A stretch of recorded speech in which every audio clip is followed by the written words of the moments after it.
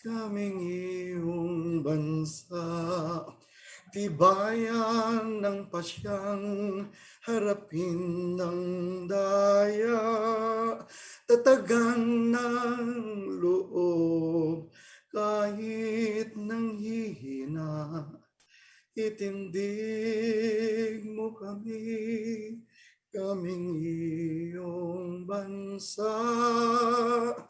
Tanghalin o lupa ang taong marangal, tanggapin o langit ang taos kong dasal, lipulin ang tanang gahamang nagkamal, likain mong muli bayan kong may dangal.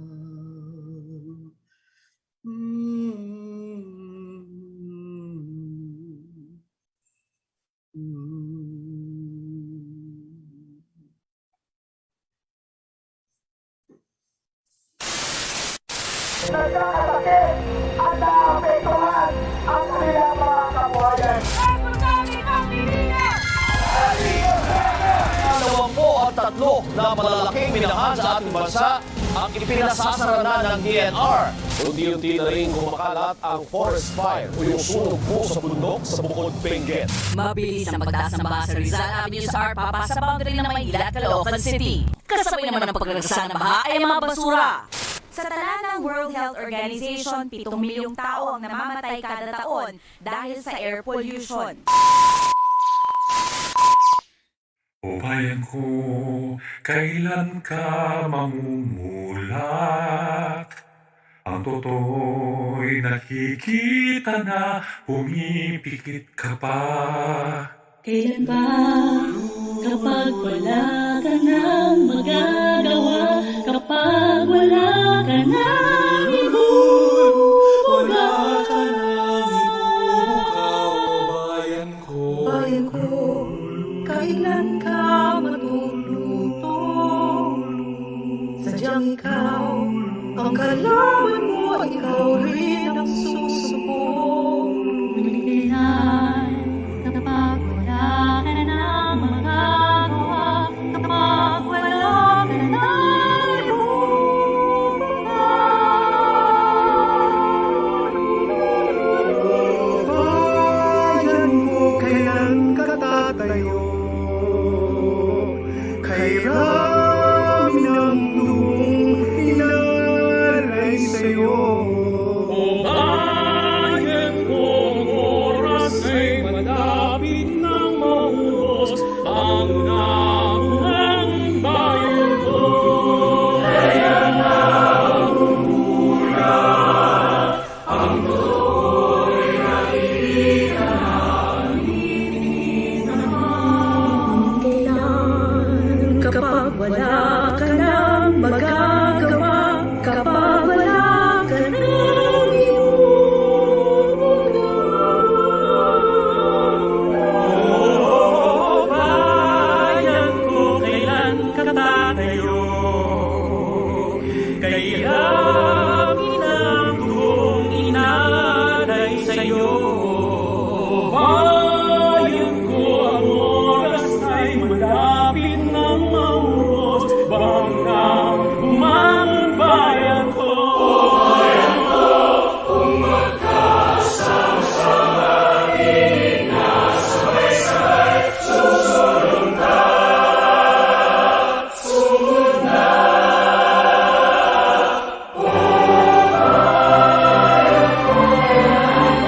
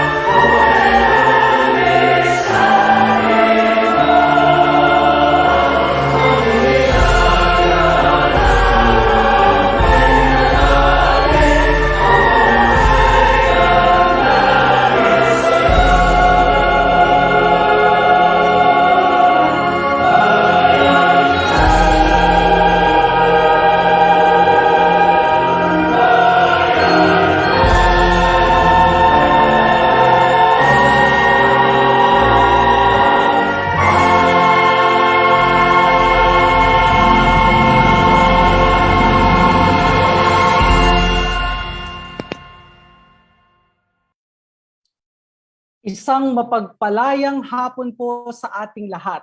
Naririto na naman po tayo sa isa na namang Tapatan Media Forum sa buwan ng Setyembre. Ako po si Attorney JP Calleja, ang inyong moderator for today. Excited po ako at may malaki tayong announcement sa Tapatan ngayong hapon na ito. Ia-anunsyo na po natin ngayon ang pangalan ng ating pambato sa 2022 elections at ang resulta ng ating selection process. Pero bago po yan, may hinanda po kaming video para sa inyo tungkol sa 1Sambayan at kung paano nabuo ang ating coalition. Panoorin po natin ito.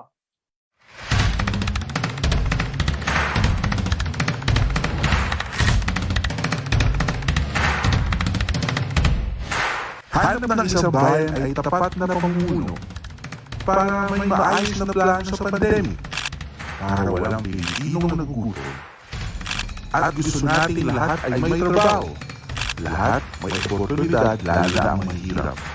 Lalong ayaw nating lulustay ang pera ng bayan. Alam ng 1Sambayan na lider na tapat at may kakayahan ang kailangan ng bansa. Pangalan ng grupo ay 1Sambayan at sa ilalim nito ay tapat na pamumuno at maginhawa ang pamumuno. This group represents the democratic forces of the entire country. Hindi na dapat pang malulok sa pwesto sa 2022 ang sino mang kaalyado ni Pangulong Rodrigo Duterte ayon sa koalisyong 1Sambayan. Si retired Supreme Court Senior Associate Justice Antonio Carpio, chairman ng grupo, sinabing layunin nilang pag-isahin ang oposisyon. Unless we are united, we cannot win in 2022. We have the majority, but the majority will become a minority if they are divided. Kailangan mamili ng taong tapat at may kakayahan at alam ang problema ng bayan. Hindi naman nagbigay ng klaro at konkretong direksyon para maisan yung paghihirap ng mga Pilipino. Hindi lamang po COVID ang nakakatakot. Nakakatakot din ang katibayan.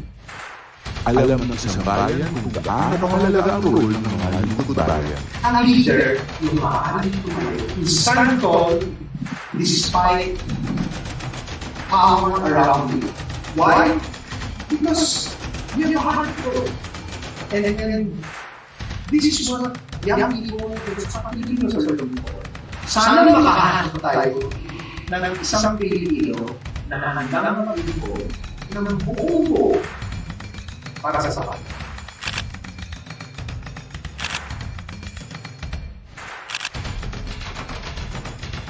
Bakit ba magkakaroon tayo ng pulso ng 1Sambayan? Bahagi ito ng proseso ng 1Sambayan para konsultahin ang taong bayan kung sino ba ang napupusuan nila na bumubuo ng isang national slate para sa 2022 elections. Single national slate? Plus official na listahan ng mga candidates ng 1Sambayan, pipili tayo ng mga pambato natin para sa presidente, VP, at 12 senators.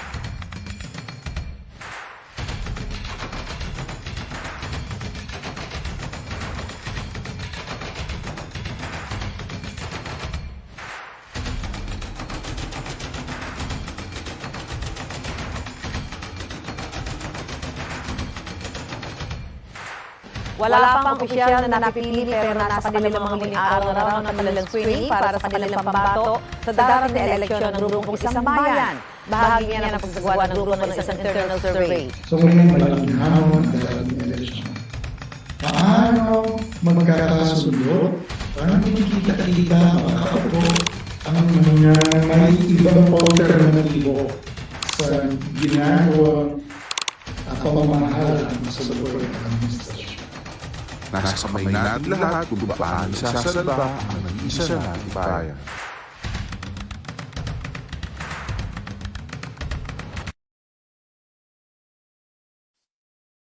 Ang susunod na bahagi ng ating programa ay ang pagpapakilala sa ating mga conveners. Sino po ba ang mga conveners natin? Sila po yung mga taong masusing tumalakay at bumalangkas sa ating selection process para makarating tayo sa puntong ito. Mayroon po tayong 24 o 24 na conveners ang 1Sambayan. Kasama po dyan ang namayapa kailanman Kailan lamang po ng ating kaibigan si Mr. Ricky Javier.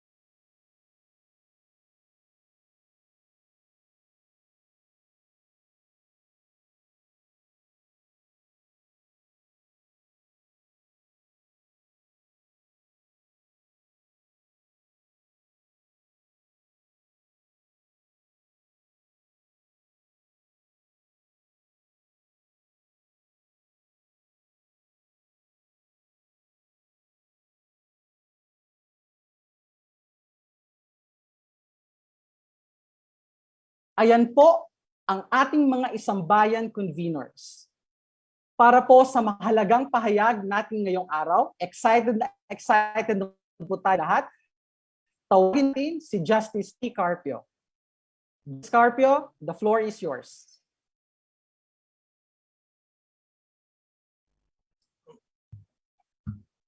Magandang hapon po sa inyong lahat. Good afternoon to everyone. 1Sambayan is pleased to announce to the nation that it has reached a decision to endorse Vice President Leni Robredo as its presidential Ang candidate isa pong mabuting ina ay for the May 2022 elections. 1Sambayan followed a rigorous process in reaching its decision.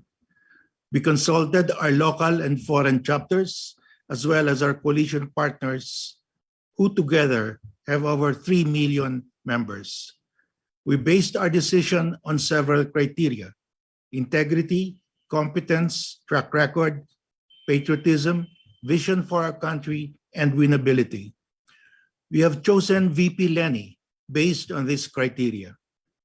We therefore ask VP Leni to accept our endorsement to lead the Filipino people in these difficult times in our history.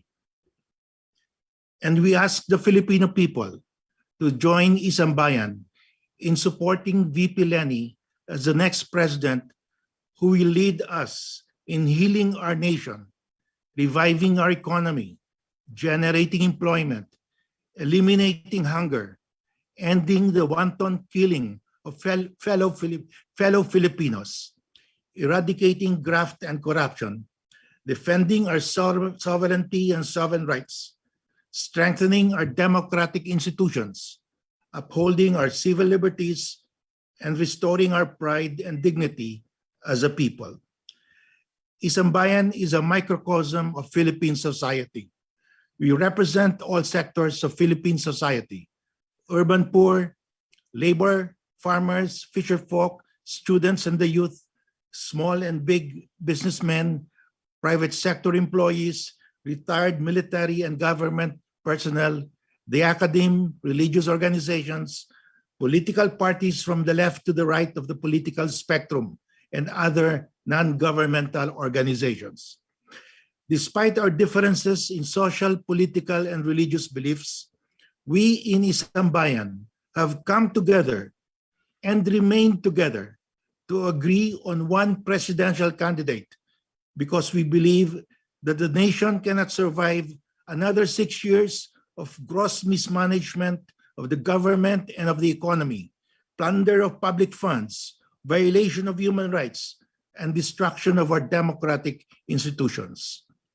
If the diverse groups of 1Sambayan can remain united for national survival, so can the Filipino people unite in May 2022 to elect VP Lenny as our next president.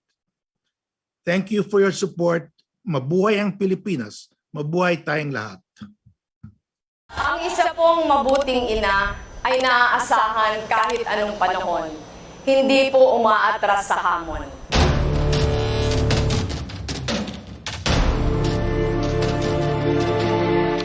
Naririnig ko kayo, nakikita ko ang nakikita ninyo, at karamay ako sa frustrations, pati sa pangarap ninyo para sa bansa. Ano man ang tawag ng panahon, mukha mang imposible ang sitwasyon, kakayanin natin. Magtatagumpay tayo dahil iisang bayan tayo.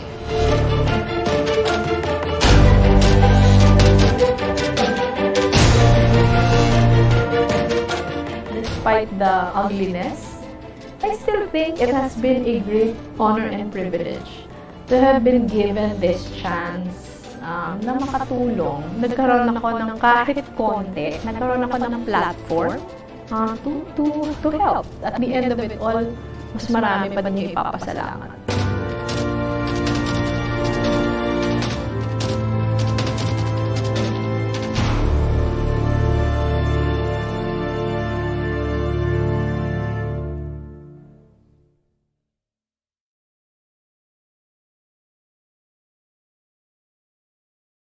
Ayan po, exciting. Si VP Lenny na ang pambato ng 1Sambayan. Officially po, marami na pong naghaka-haka, maraming hula-hula.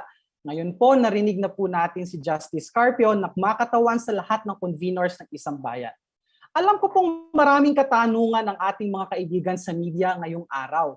Pero bago po natin buksan ang ating open forum, pakinggan po muna natin muli ang ating mga house rules. Para po sa mga katanungan, dalawang paraan po. Raise your hand at hintayin lamang tawagin ang inyong pangalan.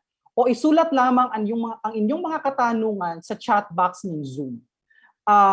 Ang una po nating magtatanong ay si Miss Mara Cepeda ng Rappler. Hello, 1Sambayan conveners, Mara Cepeda of Rappler here. I have several questions. First, and I address this to any of the conveners who wish to speak. You have nominated VP Lenny for president, even if she has not formally declared her presidential bid. Did she give any assurance, some sort of assurance to the conveners that she would be announcing her presidential run soon? May we address that question to Justice Tony, our chair? Thank you. Thank you, Mara.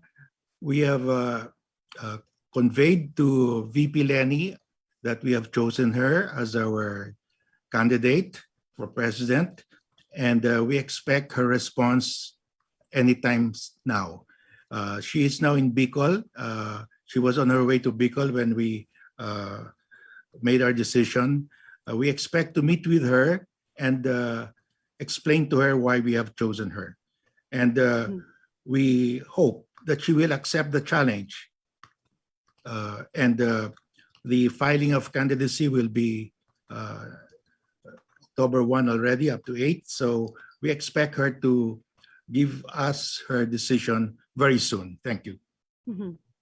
But did she say, sir, I mean, to the conveners that likely the decision would be saying yes? Because of course, it's also a risk for 1Sambayan to be making an announcement today and placing your bets on, you know, a very qualified candidate, but she hasn't announced her decision yet. And if, for example, for some reason she doesn't decide to run for president, what would be the next step for 1Sambayan? Will you be making another endorsement again, Justice? Well, we expect her. We hope that she will accept our nomination. But as we said, if she declines, we will meet again.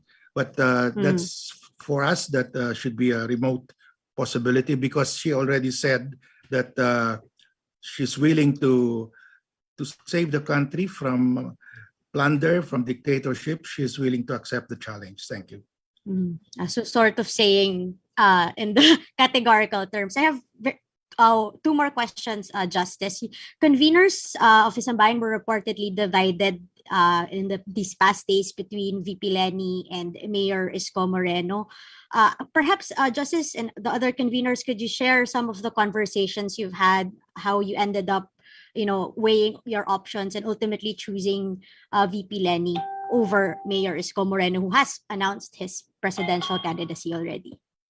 Well, of course, you know that we have several criteria. We consulted our members. We had like a primary, and VP Leni emerged as the top notcher there. And we held discussions. We have a General Assembly composed of all our coalition partners, all the members of 1Sambayan. And we tried to get a consensus, but we were not able to get a consensus. But there was a preference, a majority for Leni. Under the rules, that would issue would be thrown to the conveners, and the conveners would decide by majority. And we decided by an overwhelming majority. That's the most I can explain.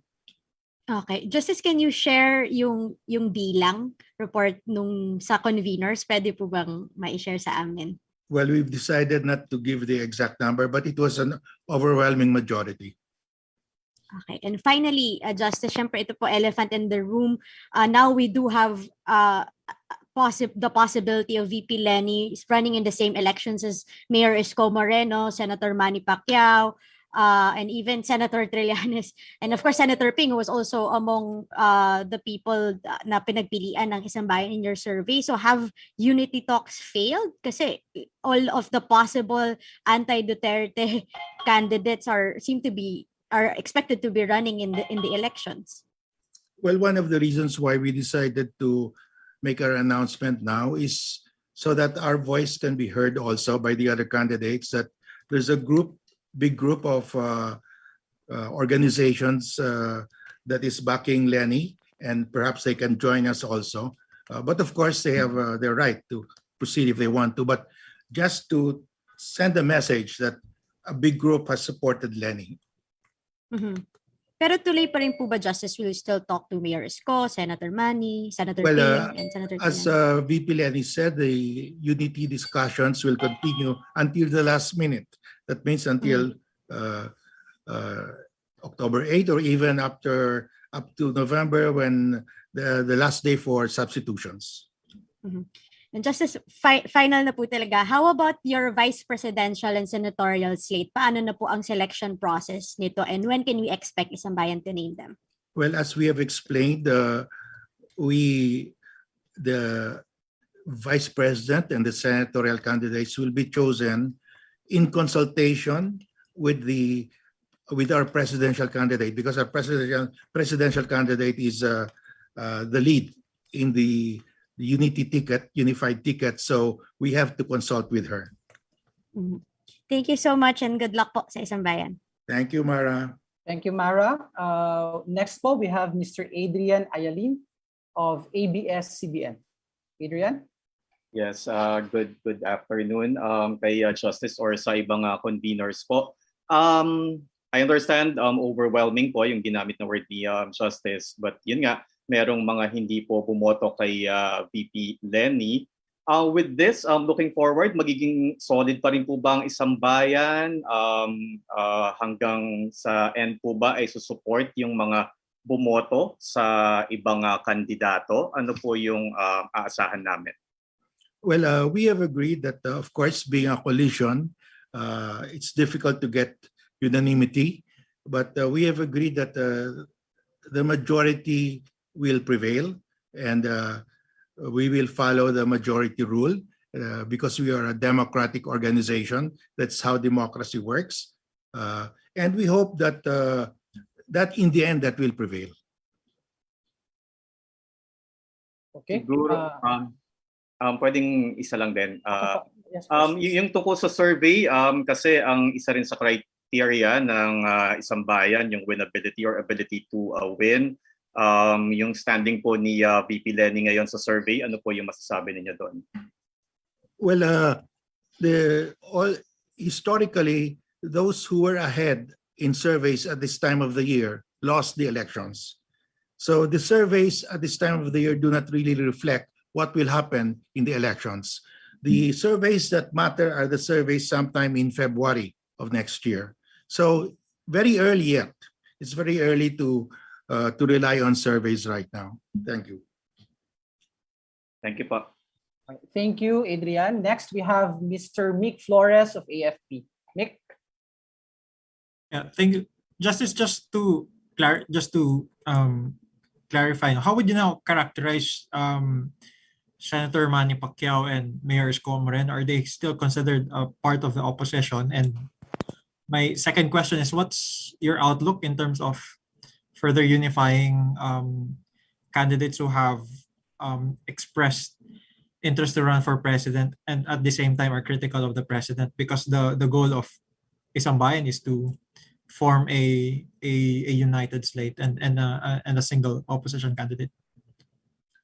Well, we live in a democracy, so we really cannot prevent anyone from running for president. But all we can do is to persuade, because we are a very big coalition, and to show to them that we have a big group that's supporting one candidate, and maybe you can reconsider, because if you run, you will probably be getting votes away from our candidate. The unity talks will continue even as we have chosen VP Lenny already, and that's very clear. The unity talks continue up to now. Justice, when do you plan to announce the other candidates that you will be endorsing, Vice President and the senatorial slate? Well, we will be meeting with VP Lenny to consult her on that. We have actually drawn up a list. We have included these senatorial candidates and vice presidential candidates in our survey. So it will be very easy for us to decide on that. But all we have to do is to consult VP Lenny. So we should be able to do that before the end of the filing of the certificates of candidacy. Okay, and Justice, is the coalition inclined to endorse a full slate of senatorial candidates for 2022? Yes, I think we will endorse a full slate. All right, okay. Thank you very much, Justice. Thank you. Thank you, Mick. Our next reporter po is from GMA7, Ms. Sandra Aguinaldo. Sandra? Hello, sir. Good afternoon. Good afternoon. Yes, and maybe this question may also be answered by Attorney Calleja, kasi nga po na-mention nyo kanina na unity talks will still continue, meaning kayo po mismo you'll still engage other potential candidates, sir? Well, we continue, but the unity talks will now be led by VP Lenny if she accepts the nomination of the 1Sambayan. She will lead the unity talks already.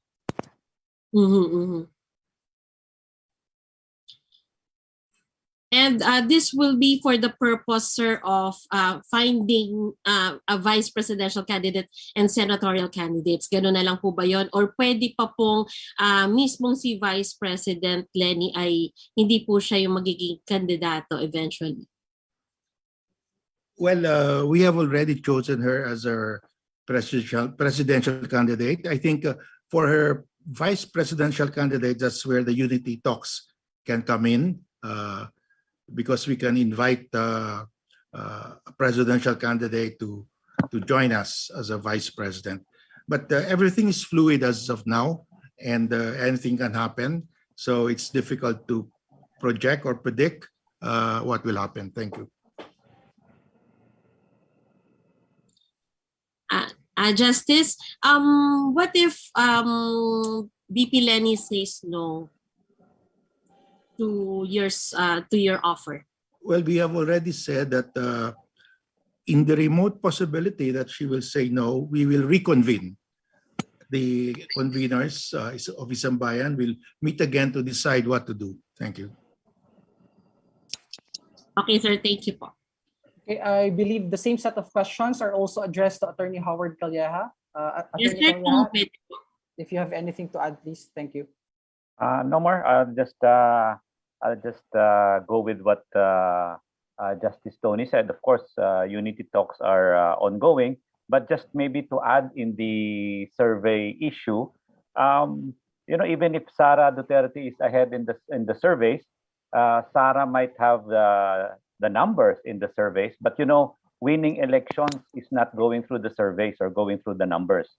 Winning elections is done through character, capability, integrity, honesty, all of which Vice President Lenny has, and all of which would be the spark to bring us the votes come May 2022. So I guess pag dinala po natin sa numero ng survey, pwede ho si Sara, pero hindi naman survey ho ang magpapanalo sa eleksyon sa Mayo 2022. Kung hindi, ang katangian ng isang leader, sinabi ko na nga, capability, patriotism, integrity, honesty. At yun po, sama-sama po, lahat po, meron po. At nakikita po natin, nakatangian po ni VP Lenny. Salamat po.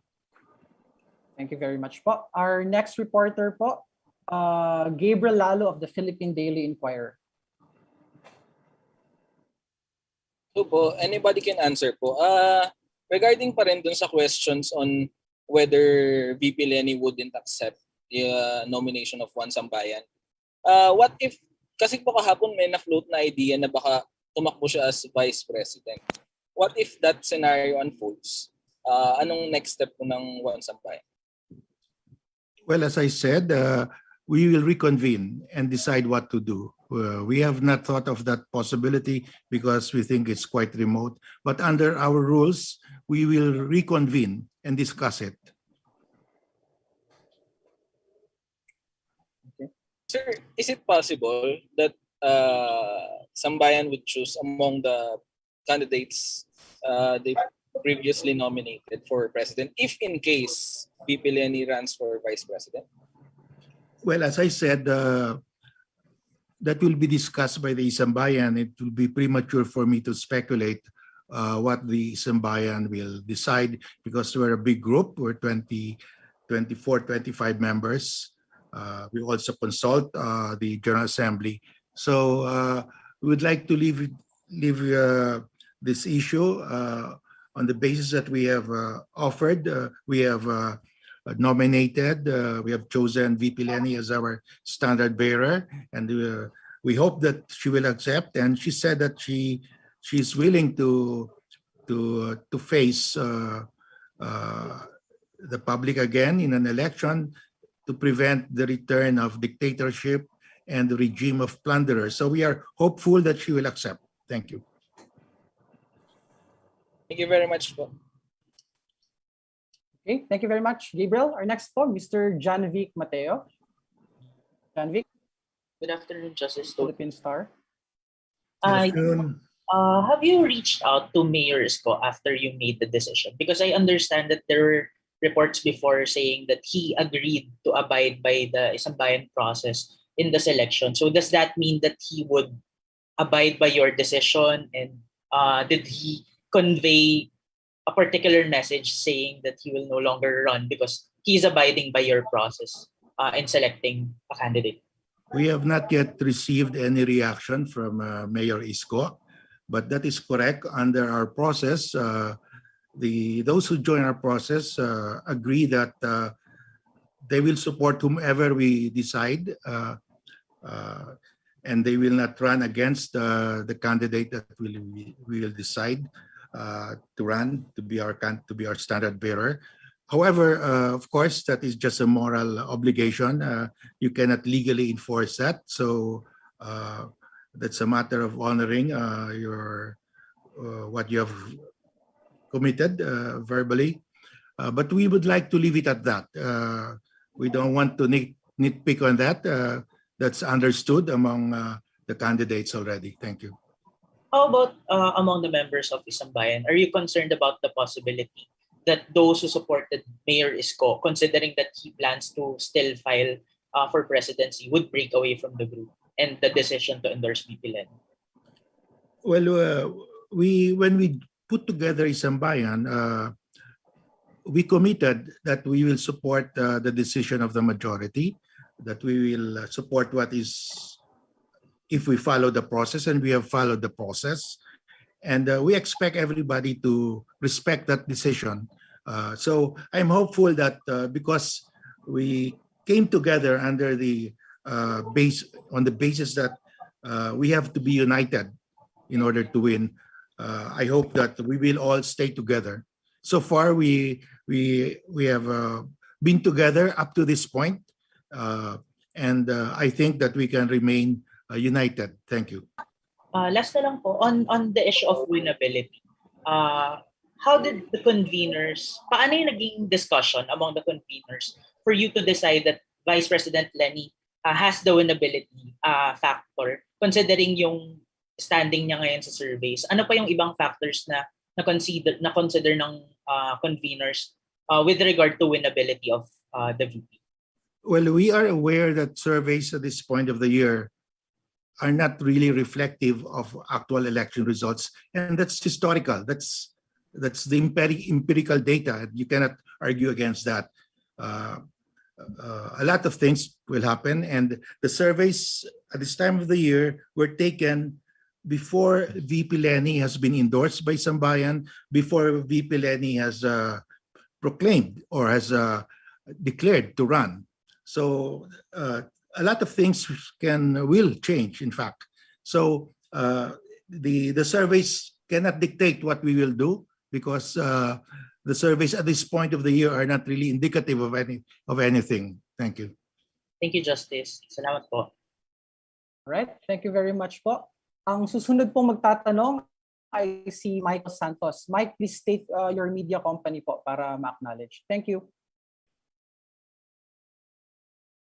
Okay, magandang hapon po sa lahat. Michael Santos from Subic Pillar, the Pinaweekly Online.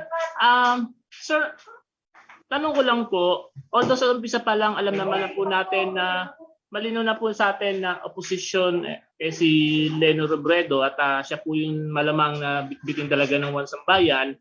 Bukas po ba tayo doon sa anggulo na pwedeng i-package ni Vice Leni yung straight party, like example from presidential to vice president hanggang sa senator? Yes, the 1Sambayan and I think VP Leni would want to have a complete slate. I mean, it will not be good if we don't have a complete slate. We will have a complete slate. Okay, yun lang po. Maraming salamat po. Okay po, thank you. Ang susunod naman pong magtatanong ay si Miss Camille Samonte from News 5. Camille? Yes. Justice, I just want to ask, for VP, kasama po ba si former Senator Antonio Trillanes sa list or yung pinagpipilian po na possibility as katandem po ni Vice President Leni Robredo? Yes. Well, in the survey, Senator Trillanes was in the list, and in fact, he topped the list of possible VP candidates. But as I have said, we will have to discuss with VP Leni her complete slate. Sir, since top choice din, isa sa top choice din itong si Trillanes, isa rin ba siya sa, if in case nga po na mag-decline ito si VP Leni Robredo sa inyong nomination, isa rin ba siya sa kino-consider na pwede namang maging presidential nominee? Well, as I said, we will reconvene and discuss that because that's a new development, and we have not really looked into that because personally, I think it's a very remote possibility that VP Leni will decline. Thank you po, sir. Alright, thank you very much po. Ang susunod naman po magtatanong ay si Miss Jesset Enano of The Inquirer. Maraming salamat po. Good afternoon po, Justice Carpio. Good afternoon. Justice, I'd just like to confirm po, no? Kasi po yung process po of 1Sambayan for this is essentially through the polls po, no? But you also mentioned earlier that yung mga conveners po yung bumoto. So I'd just like to confirm that process po of choosing VP Leni as your standard bearer. Was it merely just the reflection of the surveys, or did it eventually boil down to the decision of the conveners? Thank you. Well, we announced very early on that we have many criteria, and one of them is the preference of our members. And to get the preference of our members, we conducted this internal survey. And the other criteria are, one, that the candidate has integrity, competence, track record, patriotism, and a vision for the country.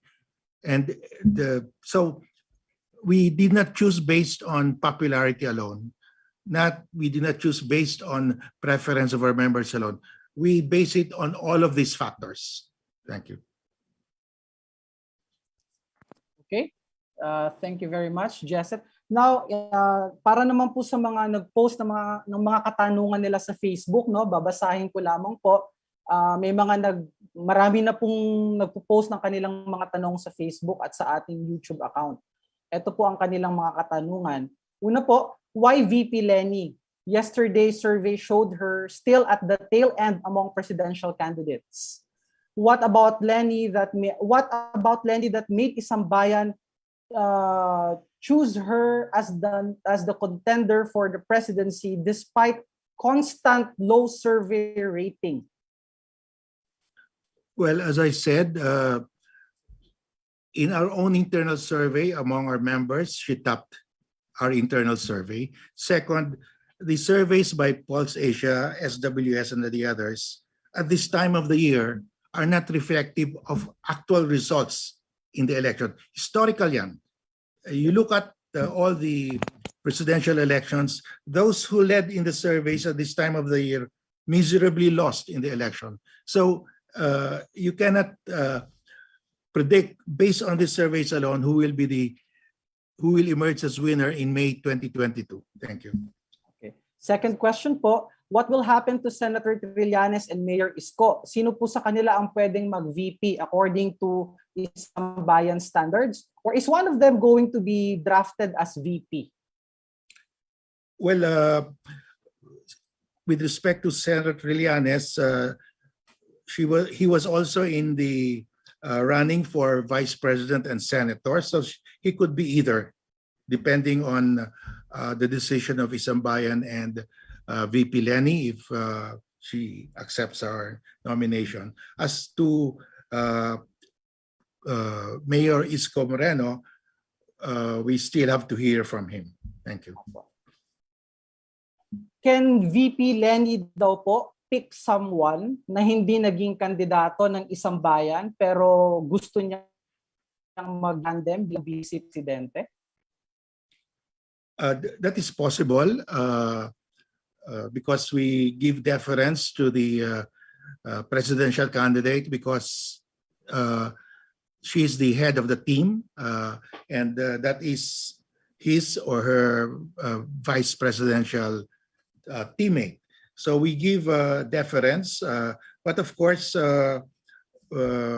we have a big say also. It will be subject to discussion. And if the person was not one of those that we took into account during the survey or during our previous discussions, we can always go back to the General Assembly and the conveners to get their opinion. Thank you. What if VP Lenny chooses you, Justice Carpio, to be her vice president?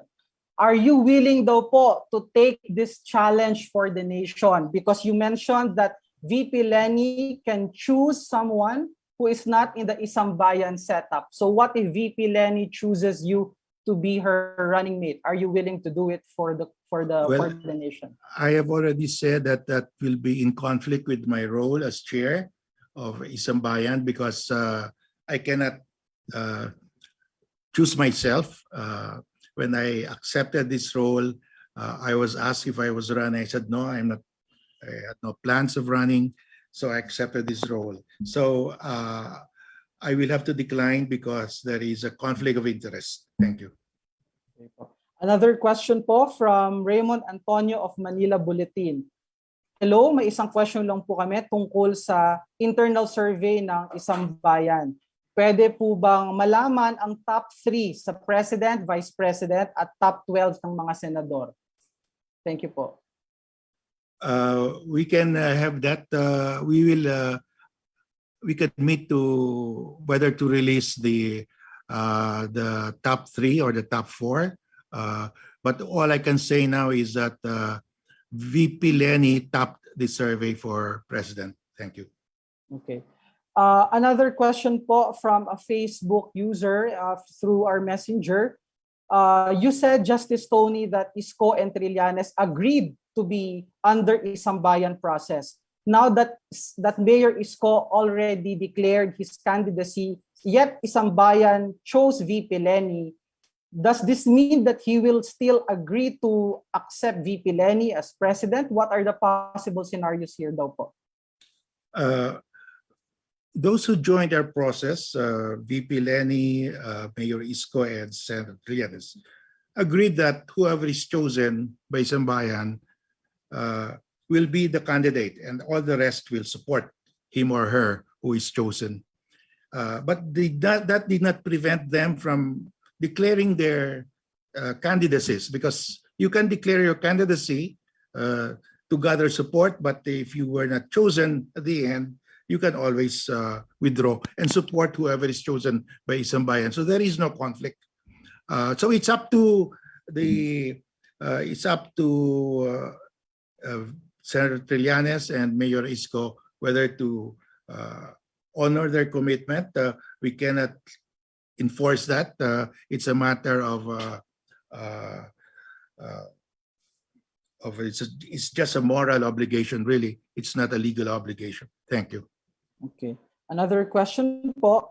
If VP Lenny decides on the last day of filing of COCs to run for president, then what happens to the whole slate? Isn't that too late as well to come up with a senatorial slate po? Well, we hope that will not happen.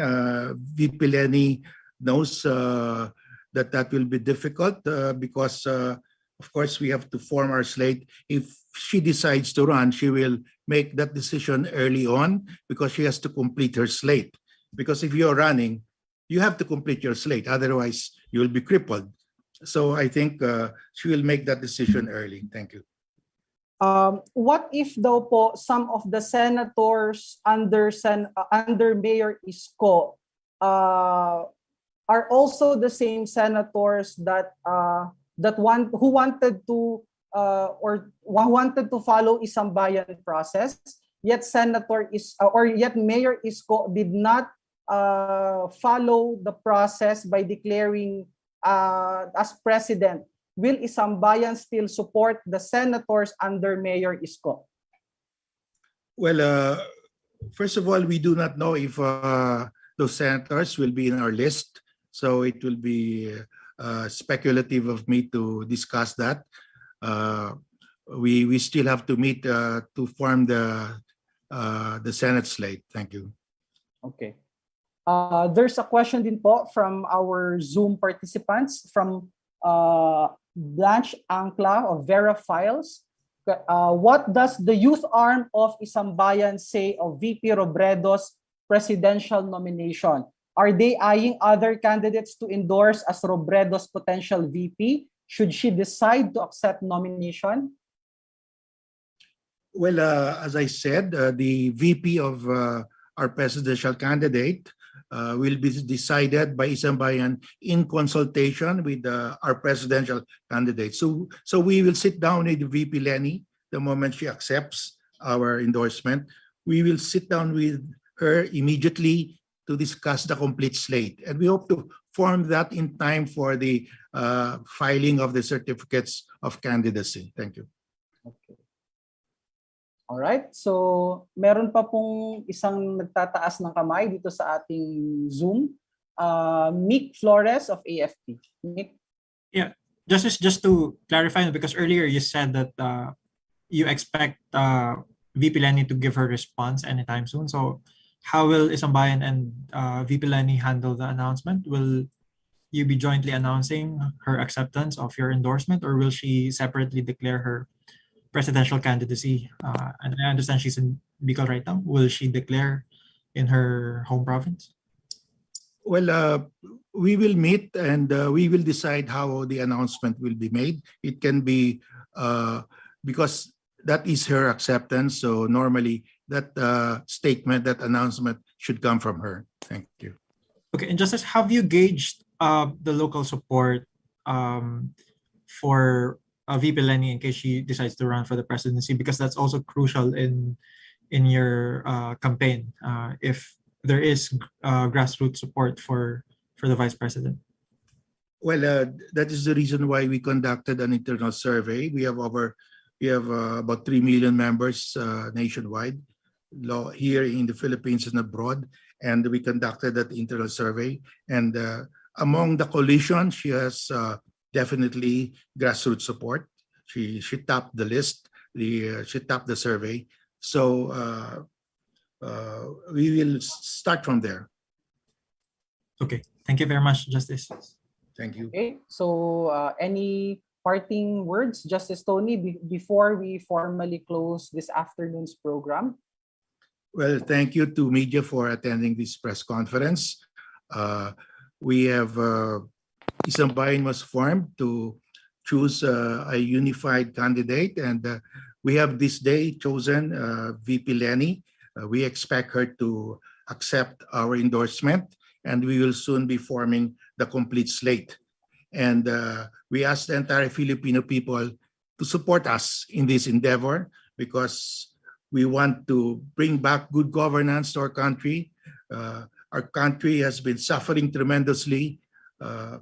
We are in the bottom list of countries that have the resiliency to recover, and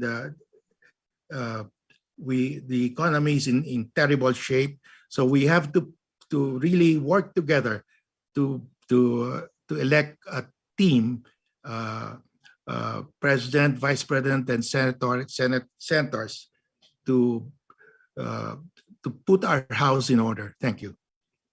Thank you very much, Justice Tony. At dyan po nagtatapos ang ating tapatan ngayong araw.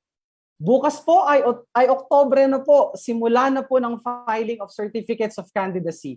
Abangan po natin ang mga developments sa mga susunod na araw. Salamat po ng marami sa ating mga kapatid sa media. Sa muli, isang mapagpalayang hapon sa ating lahat. Maraming salamat po. Thank you, 1Sambayan. Lenny is my president. Thank you, 1Sambayan. Lenny is my president. Salamat, 1Sambayan. Si Lenny ang aking Pangulo. Salamat, 1Sambayan. Si Lenny ang aking Pangulo. Salamat, 1Sambayan. Si Lenny ang aking presidente. Thank you, 1Sambayan. Lenny is my president. Lenny is my president. Lenny is our president. Salamat, 1Sambayan. Lenny is my president. Salamat, 1Sambayan. Lenny is my president. Salamat, 1Sambayan. Lenny is my president. Thank you, 1Sambayan. Lenny is our president. Thank you, 1Sambayan. My president is Lenny.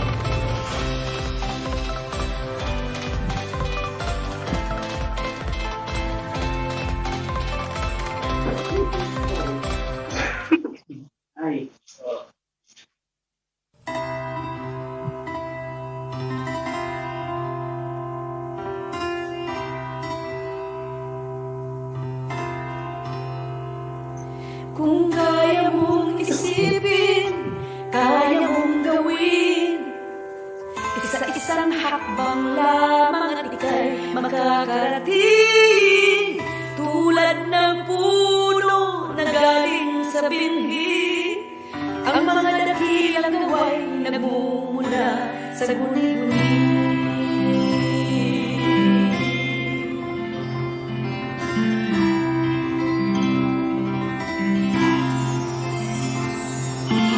Kung ang nais mo'y maging malalim,